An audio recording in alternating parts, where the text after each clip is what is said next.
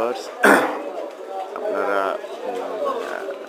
মাছের দাম সম্পর্কে আপনাদেরকে সঠিক ধারণা দেওয়ার জন্য আমি একটি ভিডিও তৈরি করলাম।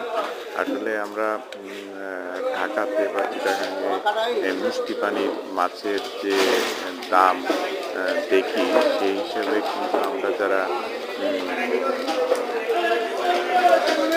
তৃণমূল পর্যায়ে যারা এই মাছ উৎপাদন করে, তারা কিন্তু এই মূল্যটার অর্ধেকও পায় না।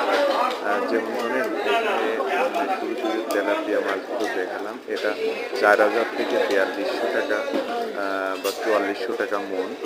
তারপর যে সিলভার কাপগুলো, এগুলো বিক্রি হচ্ছে 3000 টাকা, অর্থাৎ 75 টাকা কেজি, 3000 টাকা মন।